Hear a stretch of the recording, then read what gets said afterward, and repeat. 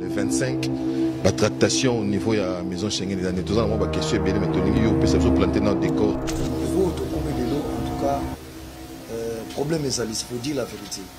Donc, nous avons un blocage, s'il faut dire la vérité. Il y a un problème, il y a M. Christophe, chargé d'affaires de l'ambassade de France. Il est là. Il est là par tous les moyens qui bandit les concernés. Je ne sais pas, Nanaza derrière lui. Parce que maison Schengen, ce n'est pas nous. Ezali ambassade de France, c'est M. Christophe.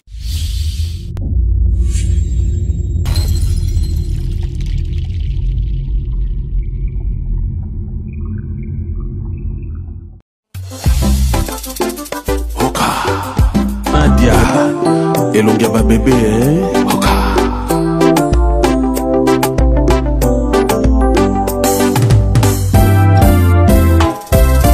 Mama bonheur, chérie Zalanano, Yoka moko ya suka, chérie I love you. Mama bonheur, chérie Zalanano, Yoka moko ya suka, chérie I love you. Bonheur olobaki na ngai nalelaka te o yokoya bonheur yokoya yeye olobaki na ngai lisusu nakitisa motema ye yokokoma sheri osawanga wa motema ga yeyeyeyeyeye sheri zelanano yoka moko ya sukare sheri I love you. Soit si vous avez donné les visas aux rançons, on vous donne. Mais jusqu'à présent, ça dit, moi, écoutez, lancer un message, moko, n'a pas fan union sur confirmer bango, date les 25, comme il faut, ils en ont été parce que moi, normalement, mouketi siko, ils en ont maison Schengen. Donc, anomalie, tu comprends bien, non, bah, pessi, bah, visa, t'es tissiko. Voilà, en fait, bah, visa, bon, depuis qu'on a visa, à toi qui est l'ambassade des États-Unis, bah, le balibuso, qui est qu'on remplit le formulaire. Sur ici, après, on va venir sur l'ambassade. On a rendez-vous. Rendez-vous, ça l'a fait donc interview. Sur le sera que nous foutons visa, c'est que visa nous a accordé. Nous ne pouvons pas faire ça là. L'air touqué, en tout cas, tu as empreinte. Après, si tu as un document à remplir, après, si tu as un visa, nous avons comme l'habitude, sur une ambassade, il y a Belgique, il y a France, la maison Schengen. Pour nous déjà, visa est déjà acquis. Donc, après, si tu as un visa. Maintenant, ce que tu as en haut, comme ça, on a beaucoup côté officiellement. Le passeport est dans la maison Schengen. Alors, le roi de la forêt, on doit comprendre un tout petit peu ce qui s'est passé réellement. La dernière descente dans la maison Schengen, tout le monde la population et qui est belé, il y a un peu en retard sur appel. Information sur appel, il y a consul, oui, il y a un peu en retard. Qu'est-ce qui s'est réellement passé? Il y a une pression dans la maison Schengen parce que retard ou bien blocage vous constater dans le bureau, ou c'est la population qui est venue d'elle-même. Qu'est-ce qui s'est passé réellement et est-ce que besoin qui gagne de cause la pression et ça les maquillons? Bon, au moins, démarche de Tobandi Maliboso, l'air de Zéba de Sénabsignon, Fatolanda, logique, Nengesala Marapona visa. Bababing Sibiso, producteur à français. Il faut d'abord que Banda dans l'ambassade de France. Donc, il y a beaucoup de chargé d'affaires à l'ambassade de France. Tout allez ngai na manager Sony Kamanda za ma gauche nanga to soli pena chargé d'affaires. Ici so to représenter ba document ou to présenter réservation à salle, il y a hôtel et tout na contrat ou to signer la producteur. Ici en tout cas est-ce que boibike la minute oyo il faut se faire vacciner. To bi oh ça fait très longtemps ba soit déjà la première dose ba soit ouais les bosso musi ba s'occuper en tout cas na rassurer OK. Tout d'ailleurs, je déjà il faut de la vérité. Ok, merci beaucoup. Il n'y a pas de problème. Ceux qui vont régner, beaucoup de en ambassade. Après, biso, pour répondre, après 10 à 8 jours. Donc, ça qui est un bon édiforme, tu es lipé. Après, pour que tu n'as pas bango, parce que tu as comme le bon meilleur qui sonne Kamanda. C'est notre dossier dans la maison Schengen. Donc, il y a présence physique. Après, vous avez visa. Vous voyagez comme vous voyagez à Kalaté, en tout cas, courage et bon récite, voilà tout. Merci beaucoup, conseil. Chargé d'affaires. Tu peux te demander causer là. Tous ceux qui peuvent parler, il faut qu'on soit rendez-vous. C'est ça, non? Dans la maison Schengen. J'ai parlé avec la dame Catherine pour Boyebi. On a rendez-vous sur pour répondre la boîte email. C'est-à-dire, comme il va répondre, il peut répondre. Dans qui en contact na bango, c'est Sony Kamanda. Je suis prêt, tous un rendez-vous le lundi. Après, comme j'avais des relations, on a battu à Schengen, la dame Boyebi Catherine me très bien. À sa mine, on a soit congolais. A dit non, rendez-vous et ça le lundi, c'est commis mardi. Au moment où j'ai informé que tous les artistes qui font lundi, on dit que la mission a portable soit été un peu à déchargé au caillou où ça a été. Donc, tu profites de ça, tu coûtes un bon pas, tu répètes ça. Tu sais mon message, voilà, tu coûtes à telle heure. Les Catherine lundi, il y a sur l'invité, tu mets qui au Lukabango par-ci par-là, tu suis comme bango. En tout cas, et comme mardi. Voilà, c'est comme mardi, on a, tu sais, bango, après-midi, non, 14h. Donc, on a 16h30 à Catherine. En tout cas, France, bâtiment message, il est rendez-vous. Comment c'est petit? Il est rendez-vous. D'autres qui sont sous-soutés. Mais Catherine, c'est difficile parce que l'artiste est déjà rendez-vous à mardi. Pour la correction de moi, c'est difficile. Déjà, pour nous, avons un lundi qui passe. Je ne pense pas qu'il y ait un rendez-vous. Il y a qui est, ce qui est rendez-vous. Ma caméra souhaité et ça m'a bé pour et ça bien été mais dit que c'est comme si moi sabotage ça. Ah non c'est déjà il n'y a pas de problème. Nala n'a pas pour déjà dessus on a dit mais qu'est-ce qui se passe pour on a dit rendez-vous au France bengi Schengen qui va dit rendez-vous. Donc on a qui déjà en tout cas abattu quoi la moi sur leur c'est les autres. Après benga na tonga na Catherine a dit ouais yaka mon boulot est à la maison Schengen. Il y a qu'à intervenir. Il dit mon boulot. Pourquoi mon boulot? Oh non, mon boulot, il n'y a pas moyen, s'il te plaît. À la Moussinga. Si peu mon gars là qui va calmer cette chose là qui va. Après na côté puis na quatre na petit concile. Na quelqu'un gens na banque sécurité. Abi ouera moi les bien frère na petit concile. Est-ce que vous comprenez que biso to conseil dossier dans l'ambassade de France. Et ça là qui dit je vais étudier dossier na biso en bonne et due forme. Batim yango à la maison Schengen. Rendez-vous dans la maison foule. On choisit rendez-vous de l'eau au mois de novembre, fin novembre. Nous avons de chance, nous avons quasi tout compte à être belé. Et puis, nous avons des documents, tout. Nous avons ordre de mission, émissaire à culture, nous avons assurance, carte de vaccination, réservation d'hôtel, tout est bien. Mais pourquoi et comment à niveau? Mais c'est que tout ça, on a conseillé. En tout cas, là, c'est pas moi, les ambassades en France, peut-être qu'ils doivent annuler. Mais bon, si vous n'importe quoi, vous avez bien entendu, vous avez choisi, vous avez choisi. Comment côté ça 5 heures de côté à tout le monde. Est-ce que vous avez un bon visa? Pourquoi? Il faut payer le visa. Donc, ça, tu peux visa, c'est que le dossier est correct. Pour ceux qui dossier qui viennent, à quoi jamais tout fout à visa. Pour la matière, il y a demande de visa. Ceux qui dossier sont bien été, ne jamais au foot. Na bengi maître junior, nous avons 2000 €. Ça va aller maintenant au foot. Tu foutis 80 € par personne. Tu foutis bah côté pe na carte. Bah piste bango bah document bah remplir, bah zone la piste bango pe document on va piste ça dit sur aussi visa bah remettre. La piste bango nyos. Après singa wera, na moni mobulu ça c'est comme yendo besoin maîtriser ba tout bien. Na moni faut ya sous le pardon. Bato batikali ba journaliste na ba comédien mususu yo kutela nga bango on a ligne ngalo ya lobité on a concile le lendemain na kepe na kosi bango nyusu tous les phares ko ya biso to zana ngo et pas son surtout za pesa so visa na subi na no Rason ngai mutuna ngeza par rapport à l'état congolais.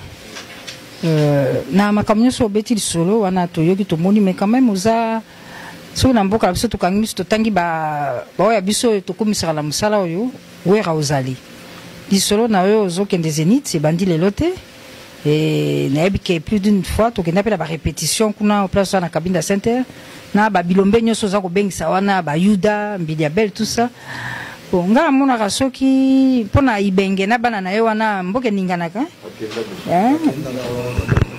bon léopard tolobaka léopard bon nayebi te mpona yo likambo no gouvernement ngo balingaka mpe oyo babinaka mpe miziki no siko likambo oyo batali kaka boye basungi yo te parce mpona léopard bon malgré ibenge akenda ezaka lisolo te ibenge soki alobi na bana na yo wana nyonso bwana na likolo ntina se bango tu mobilize situation décomptée yo mpona yo na ngambo na yo nayebi te gouvernement azotala yo kaka mpo bengisi mpe baministre na yoki na likambo. En tout cas, merci Mami Lela. Kolela nanga ils appellent kolela na bino. Passe nanga ils appellent passe na bino. Nami so Mami Lela. Hein? Kolela na ye za kolela na biso nami sa Mami Lela. Mami Lela. Mami to souffrir trop ne loko. Injustice na tunaka. Mokondi ba ko réparer. Musique, c'est-à-dire na limite nga la kobeta bala. Mais nanda ka jouer la musique. Na matanga ba la musique. Œuvre en esprit. Micro ou basalaka discours eza art normalement na pays moko bien organisé eza na mutu moko takoleka artiste na monde soko toko sa gouvernement là le na monde ba streaming ou comme le lo ba plateforme ba ndezo te kama lelo te so comprendre des jeux wana c'est-à-dire biso to tuna ka mo colonie to za délivrer mo konso ba ko aider biso na moka o. Oui, bien les camarades joueurs qui n'ont pas voyagé, mon avenir soutien au gouvernement, soutien au Konzamboka, soutien au ministre, ça la bon au artiste. Oh bah vrai ambassadeur là bah monsieur na oui, mamie. Toujours valoriser pays à l'étranger. Bah dit que ouais ration na ya bah différent bah écouter la musique là, c'est-à-dire n'a pas lo comme mamie. Au moins une chanson sur l'artiste les lo. Les autres différents bah quitte. Les lo musulmans, chrétiens, bouddhiste bango tout bakina bakil sa bango mutake tout ça te je pense pas na mona au catholique na église la musulman za la raté mais bato na nyo ko musique na biso donc toujours rassembler bato wana tout mais na comprendre comment toujours ba problème soutien et ça fait ma casse tala ka o yanga na bengi autorité nyoso mami oko imaginer que chargé d'affaires et ambassade de France tina niveau moko pena ye moko abengi ba annuler concert nana ba prévu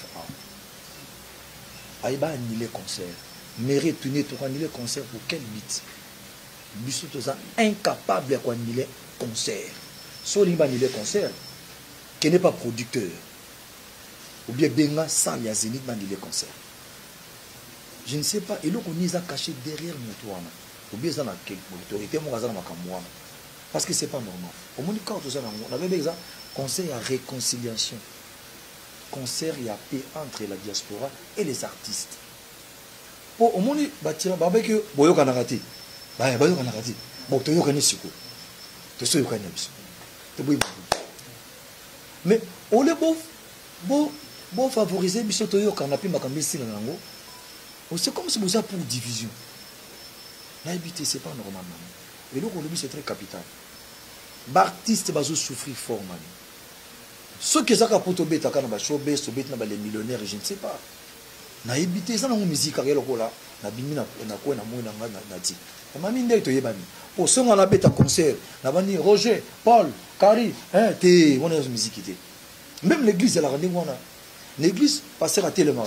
Bandi minine ba le lomba liboso. Obiso yo c'est que communication n'a pas besoin de matière n'a pas besoin de musique c'est comme ça surtout que tu tout mokonga imakili ninga na kate na kokakate yango susi na ngeza to fongola nzela ba jeune bazo malelo ba sa ba musique na bango ya ba urbaine bazaka focaliser na ba bois de nuit ba bing bango après 6 mois vous aussi après 6 mois to kusuka nango wapi mami bino ni ba lobeli bo lobela biso likambo mami ba konzi bo sesa na ba musicien si on est la vente na moni pena mami ti siko na komela bango nyoso na ko fongola portable na bino na la ba message mais quelques autorités ba edegma c'est pour dire la vérité vice-ministre affaires étrangères Sami azolandela biso excellence Mazenga azolandela biso na kene ko mona pe ministre sport Serge Kouna ministre pe na biso ya formation Mouyaya na mona ki epé c'est-à-dire moni ba jeune oyo ba jeune ba ministre c'est pour dire la vérité c'est comme bazana souci ma casse na biso mon bon ba bi milliard musique voilà na la communauté ouais tu na maman la biso pena ministre culture peut to connaît peu comme on a mais et le côté ça là ils ont pour intérêt mboka ça dit pas ils ont intérêt à nation on a représenter Congo et puis spectacle na bena ça là na ko lata pena drapeau ya RDC na c'est le spectacle hymne national bébé na katasa boula nga ngona pour nous valoriser d'abord bende la mboka to kotika mote ngala ba fier comme je suis congolais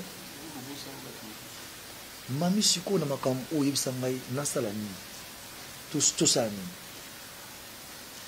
voilà Igo et le roi de la forêt nous lobito lobela yo déjà tozo lobela déjà on a déjà une émission ngana avec Werenson aza peintre té aza boulanger té aza sculpteur té aibi kosa mapate aibi ka koyimba donc il faut ça musana mais je m'excuse tu dois vendre bo fongoler ta champagne té nanda bo talanga bo mais quand même comme so nga mona wana za lance pas na fona la roquette oh wana roquette té oh ezani masanga voilà tout le monde que monsieur Zali wera mili biso le nzamba ma to kutuna surprise na ndaku to moni pe ba yaka kuna mupandi la roquette pe na wana na ubimise biso to éviter on ngona ça expliquer biso dini na maramunya to moni wana parce nous sommes chez vous mais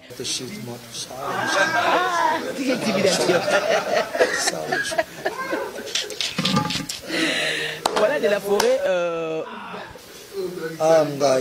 tu vas voyager quoi ah oui à regret Zali toyebi oui ça doit passer na yoko koloba ça fait très mal parce que beaucoup là-bas nous quand on misala au sala maintenant on a pu lancer vraiment appel hein ouais pour lancer vraiment appel na chef de l'état uluki batunyo so uluki wana mais numéro 1 na biso ils ont chef de l'état Fachi Beton donc on a voilà poser question on a lancé un appel parce que monsieur le mbela ceux qui na RTNC pas même il est la mbela et qui dit et pas nature qu'on a digital et qui dit Congo web qui dit numérique télévision qui dit canal king un sous mbela on est koko yo kana dimanche lelo na ba émission na biso. Bon merci beaucoup na question posée nga au moni attends de quelle gauche à droite moutazalaka mieux informé le roi chef de l'état zati azana bat ou soki likamisa na lelo il faut s'en informer la chef de l'état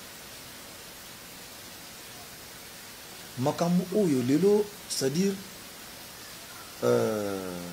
ndenge biso tozo ko évoluer c'est-à-dire tant tozo beta musique libanda tozo représenter mboka ngo Congo aux allés chef président Congo c'est Félix Tshisekedi Tshilombo en tout cas na osenga kaka ke ba me ko aider culture so ba aider culture ça fait 13 ans to beta sur l'espace Schengen.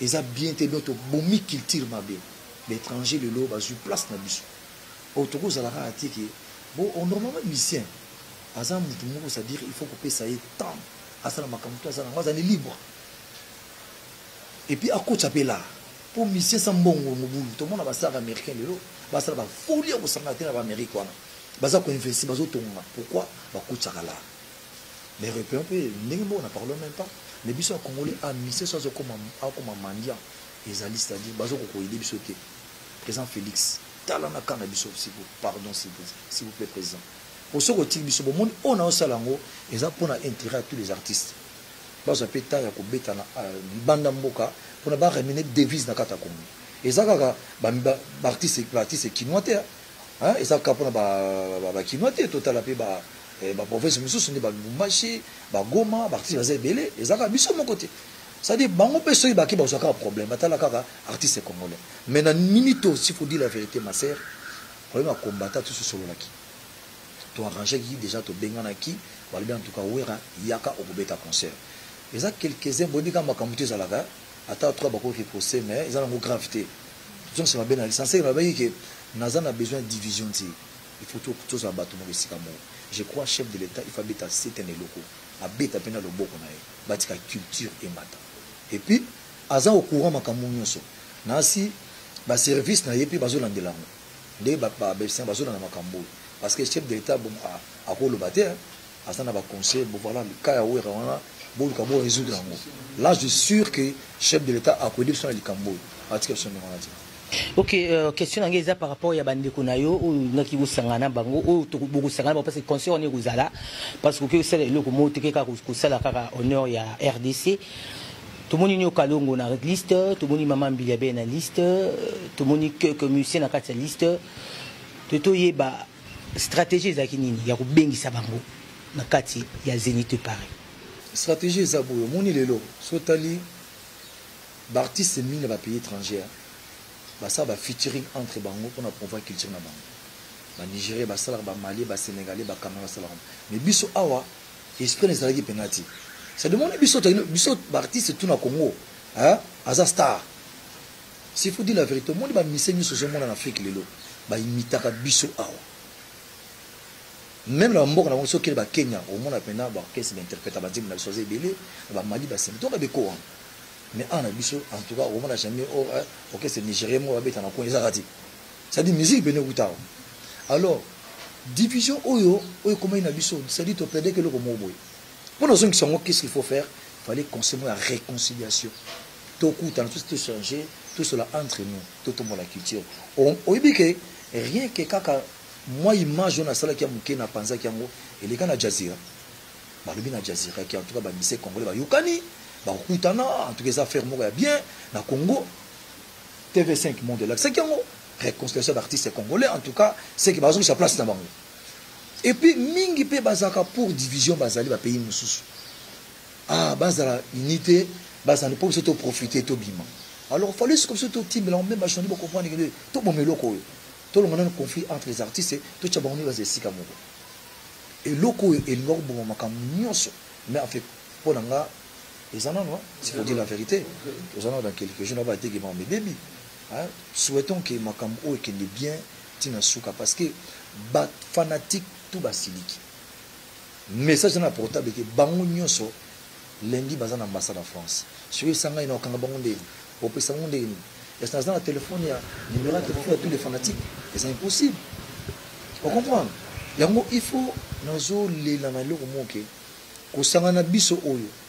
Eza eloko mo pona to aider culture eza te pona division ça dit pour total la lobby en biso to salami mission azaka moto abeti conserver na palais mission il faut continuer à investir à na mandaka côté en mamile la tomi immeuble université à quel côté kuna na mujima ina togi d'école hein ça dire pour mbongo ya musique hein eza mbongo ça mbongo pene ya ka musique blague ko na salaka projet moko comment un artiste peut devenir millionnaire na démontrer yango na coach pe projet ba répondre ngate na pesaka exemple ka ya Vodacom maman bazana 15 millions d'abonnés sur 10 millions d'abonnés basaka ba j'ai concours pour gagner un véhicule tu tapes 1 2 3 5 au taper mon appel aux huit na meka ba lianga $2 ce qu'on a réfléchi ba lianga $2 bon batinyo so ba beti ba di ba combien mais soit c'est les plateformes moko ba cheka vente ya ba audio artiste congolais ba créer kaka ningona ba sa kaplo créer azui non émission mamila né les kaka on a tout chango pe na plateforme bo la nang ce qui 5 000 la ndio mamila za $5 000 on met ça $1 ou bien 50 centimes donc ils en ont moyen beaucoup jakabala même vous les journalistes et on sait ngamu tout prenons que na sala single langa la ki kana voda ko na plateforme na bango wana ya vendre des deux artistes musiciens congolais na chango kanga 50 centimes ceux qui ne va fanatique tout va na Vodacom na za na 10 millions de fanatiques j'ai 10 millions de dollars na seconde na kamati a le 20% à nos besoins 10% à l'état 20 na investir na somi 10 ya folie ya folie quand folie ça dit ma limousine ma Lamborghini so kota c'est ça via pas musicien ce qu'on nous a bloqué quelque part même en a comment to là mais qui va nous aider nani mami le je m'excuse ne boza awa bon on va appeler au salaire mission na tongo pour la moto 3 millions de boza c'est clair et net et ça ngolo ka gauche à droite tété boni ba linga bino na monde entier abenga bino arrêtez mission na tongo atala ngona soir soit talango et 50 centimes so baza 5 millions t'as combien t'as 2 500 000 $. Économiste papa on se comprend siko passion toujours mon atilelo yango na ko lela mingi pona makamba concert oyo tu le gouvernement, mais il y a un problème, il y a M. Christophe, chargé d'affaires de l'ambassade de France. Il est là. Il est là par tous les moyens qui vont annuler le concert. Je ne sais pas, Nanaza derrière. C'est ça que je me demande. Il y a Nanaza derrière. Tala, au moins, ils ont droit à revendication, c'est normal.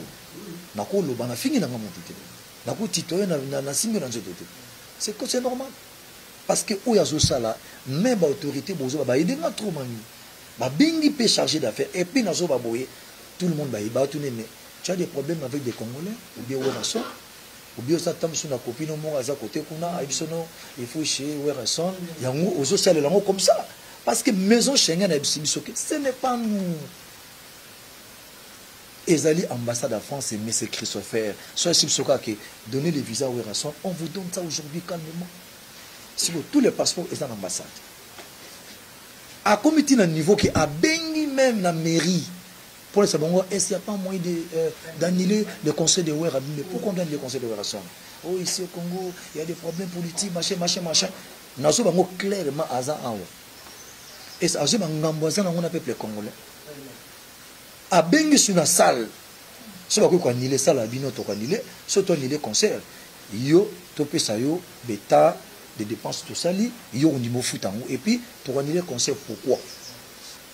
Mbala mon copain, auditeur, a bengi biso. So, au ligne, même si quoi, bah, preuve. Tu as filmé, tu as bien apporté même 2 minutes pour poser la question, à répondre de bino. Ah, c'est mon clair. Pour qu'il ne gauche à droite, j'ai même des documents ici, on a l'accès à bino. Oh, mairie a commis, oh, préfecture a commis, oh, salle est commis. Et puis, pour nous confirmer que Wera doit jouer le 25 ici en France. Mais nous sommes bloqués, nous sommes bloqués. Ah, nous sommes bloqués dans l'ambassade de France. Et puis, nous avons visé la France. Voilà, c'est ça. Voilà, merci beaucoup. Werason, bonjour. Merci de nous associer à la conférence de presse aux Arosala. Ça va. Ok. Nengana loba. Werason, naza peine na choqué pour l'amboka na Congo. Je crois qu'il y a Mami ou bien Nati, je ne sais pas. Alors, il y a Léopard.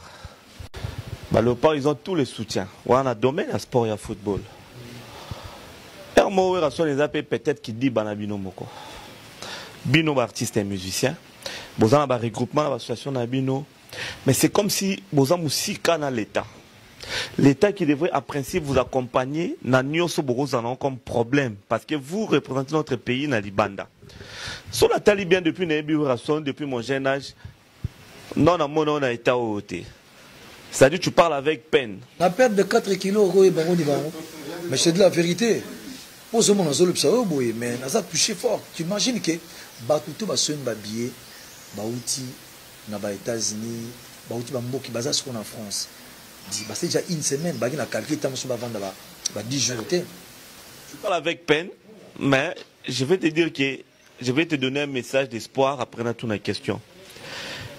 Yo mom to à travers tes différentes chansons que moi la mobali allez la rater. J'aimerais te dire Werason ndenge tu es biso la question na nini na maloba natia baneli ndenge répondait que ba dossier dans niveau ambassade.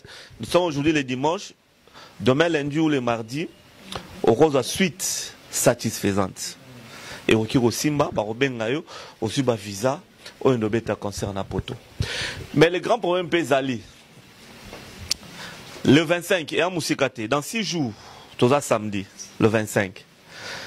Werason, nous le beau-père de Bakilo. Est-ce que état d'esprit, si on vous accorde les visas demain ou après-demain, état d'esprit est le même pour le samedi?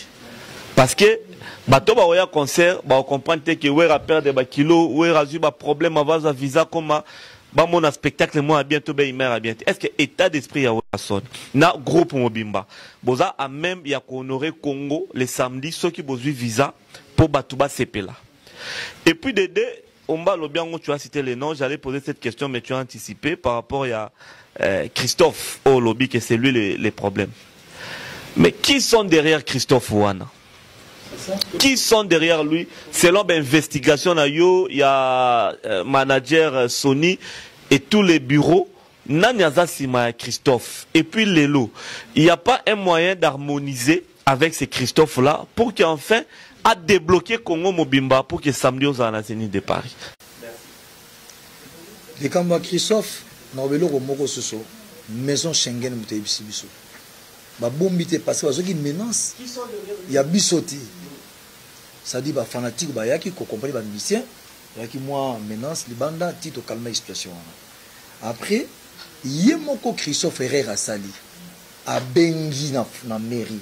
Or mairie ba ko bombaté ba bisi producteur que Christophe a bengi so awa toi annulé concert, soit disant mboka za bien té, mboka za na mobulu, gouvernement place boye et il y a des problèmes. Ba tu mais est-ce que y a un problème nini na France, na Congo? S'il y a des problèmes au Congo, ça n'a rien à voir avec la France. Abisi beaucoup ba ebisi l'homme bimi na France awa lobike ba problème nion so ozo concerné France té état libiso té. Ce événement ezali et ko beta parce que to perdre ba mbongo trop parce que ba Covid awa de ba perdre la ba récupérer mbongo na bango. Abi bato ba fouti et puis ba fouti supplément ko ya 9000. Et puis toi ni les concerts na bango. Abi bon y a pas de problème à 4. On a sécurité. Siko mabena ye tanga bengi bazo funda ye siko koto. Yé soka lobby, abi non, il n'y a pas de problème, vous aurez vos visas demain, abi de mois. Mais, bah, c'est ça, Schengen, abi, bah, français, bah, ça va lâcher. Na boye ko maman na mwasi abi non, ouera, bah, ça la rende moi. Biso meze Schengen tout ça là, tout le monde en passe. Donc, ah, bah, accorder visa. Non, bah, il pas na biso tout. Oh non, il faut attendre un peu. Carabouille, ouera, bossa l'effort, bon, ben, à autorité, bah, décanter sur ce visa na vie. Na le bien clairement, na bon batté. Pour faire mon attention négligence à Ouerason, à Osania, à Fier Naé, à zone négligence, au qu'est-ce que c'était. Papa, on a bien géré. On a bien géré. Vous comprenez? Alors on a préféré dans la vérité. Ça dit l'autorité en mot va comprendre que ni bakoyi ko sala pour à travers makambo ezoleka. Hein? Bako convoquer, bakoyi ça y est mais fait. Comment oso faire chez culture na biso? Comment oso boire va voyager? Côté état d'esprit ko banga noté. Au monde souci ezaka pour visa na monde entier. Papa ya lokola, hein, mutozo bela on a souci. Mais so ya biso tana sima. Au monde 10 000 morts, malade aussi.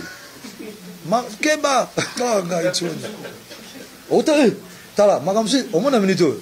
Ça dit souci ezaka que fanatique au basa kuna na minito yo, balimbi. Donc et BBC image na réputation. Tu vois, mais bato na bengaki. Donc côté on a t'inquiète. Nazo regretter ka ki ba timing na tikal nango. Nga linga so nazo ke nanga vendredi. Nako ke nanga mbala moko. Nazo pe ba jour au grande émission, ko pe moi ilamba ko lata, ba moi préparation na ba mission to bengisa. Alors bah tu vois, vous préparez dans 2 jours. Invité. Tu vois? Ils ont pas si na ko ça l'effort mais ils ont pas si. Si na moni au lobby non nyoso to tikayo au PMAP et puis Toyaki de manière surprenante. Avant d'appeler ça Sony comme un moi maloba muke, n'a insisté sur la tenue. Tenue ils ont au banque sangai. Nazo ko comprendre était et ça ba tenue lukaka penza ba professeur moni muta betia ngoboye. Pour ba bisi biso tant de tout na ba biso ozona na simova nous na coupé.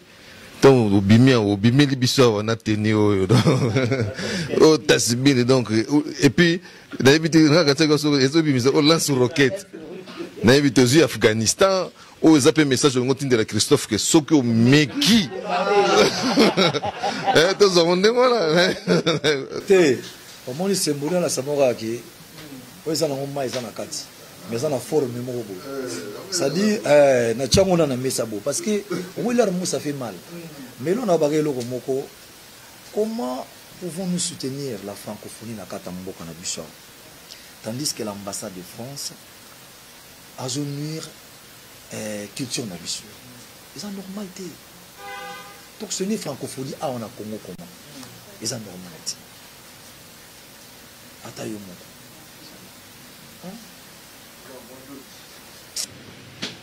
donc tenir ça on a problème terre. Non, tenir au ezaka na lati na rapona ndina lati na normal na tashimina mais bato miss mine baye ba ki wera simbio loko na tashimina c'est-à-dire azo réfléchir maintenant là tu vas répondre à la tana parce que monsieur Temenga le collé et ça souci ça pardon à travers vous je qui m'a message social où il y a bino moloba et comme un drôle bit dans mes connaissances bon il dit s'il vous plaît vraiment là je vous demande au fond du cœur où il est l'artiste parce que les amis qu'on voit chez la ville oui tous amis ici quand vous présentez biso ça va bien attends pour te représenter tous amis ici quand et ça c'est oui ça dit tous amis bloqué quelque part même gouvernement où est en place bah ça vous ça va très bien au boya mouti quand même bataza ben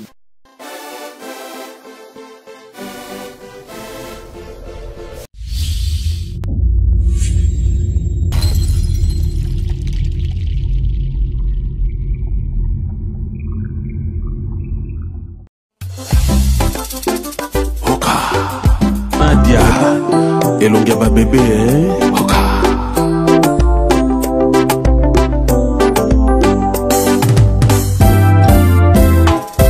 Mama bonheur, chérie Zelanano, yoka moko ya suka, chérie I love you. Mama bonheur, chérie Zelanano, yoka moko ya suka, chérie I love you. Bonheur olobaki na ngai nalelaka te o yokoya bonheur yokoya yeye olobaki na ngai lisusu nakitisa motema ye yokokoma sheri oza wanga wa motema yeyeyeyeyeye